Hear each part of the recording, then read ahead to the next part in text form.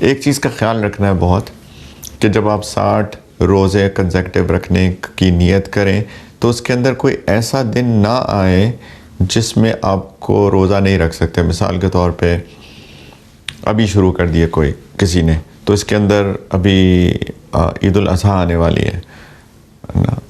اگر وہ 60 دن کے اندر آ گئی عید الاضحیٰ 10 ذوالحجہ، اور اس کے علاوہ 11 12 13 جو ایام التشریق ہوتے ہیں، میں ذوالحجہ کی بات کر رہا ہوں، یہ 4 دن ایسے ہیں جس میں روزہ نہیں رکھ سکتے. 10 ذوالحجہ، 11 ذوالحجہ، 12 ذوالحجہ، 13 ذوالحجہ، یہ 4 دن کنزیکٹیو روزہ نہیں رکھ سکتے. تو اگر ان 60 دنوں میں آپ کی یہ 4 دن آ گئے تو آپ کی بریک آ گئی. تو جب بریک آ گئی تو پھر دوبارہ سے شروع کرنے پڑیں گے. تو پلیز پلاننگ ایسے کریں کہ یہ 4 دن نہ آئیں. صرف ایک ایکسیپشن جو بریک کے ہو سکتے ہیں وہ خواتین کے ایام حیض ہیں.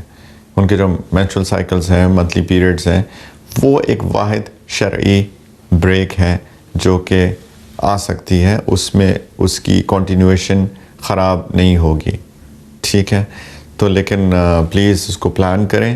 اور جیسے میں نے عرض کیا، بہت آسان کام ہے، مشکل نہیں ہے. انشاءاللہ تعالیٰ آپ کو اجر ملے گا. اللہ تعالیٰ کی طرف سے آپ کو اس فکر کا بھی اجر ملے گا، توبہ کا بھی اجر ملے گا.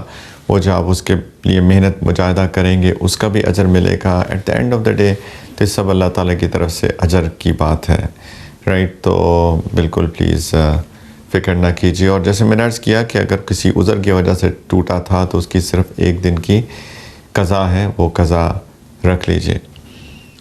کچھ لوگ یہ بھی سوال کرتے ہیں کہ انہوں نے آخری 10 دن کا سنت اعتکاف کیا تھا.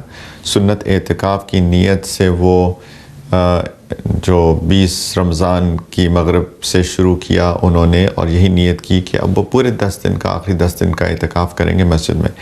لیکن اس میں ان سے کچھ ایسی چیز ہو گئی کہ ان کو مسجد سے وہ نکل گئے. ان ادر ورڈز انہوں نے اعتکاف توڑ دیا. تو اب میں کیا کروں؟ تو اس کا یہ طریقہ کار ہے کہ 1 دن کا اعتکاف کر لیجئے روزے کے ساتھ.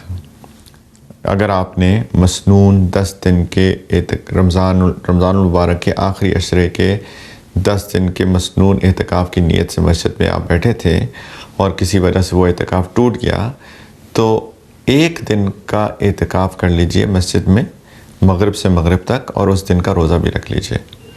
تو صرف 1 دن کے اعتکاف کرنے سے انشاءاللہ تعالیٰ وہ جو دن ٹوٹا تھا تو اس کی قضا ہو جائے گی انشاءاللہ تعالیٰ. باقی بیسکلی تو جب آپ نے اعتکاف توڑ دیا تھا اس کے بعد جو آپ نے اعتکاف کیا ہے وہ پھر مسنون اعتکاف سے نفل اعتکاف میں کنورٹ ہو گیا. تو وہ 1 دن جو اعتکاف ٹوٹ گیا تھا اصل میں تو اسی کی قضا ہے، اسی کی کمپنسیشن ہے. اس کے لیے آپ انشاءاللہ تعالیٰ یہ کر لیجئے. باقی کچھ لوگ یہ سوال کرتے ہیں ہمیں کیسے پتہ چلے گا کہ روزے قبول ہوئے نہیں ہوئے.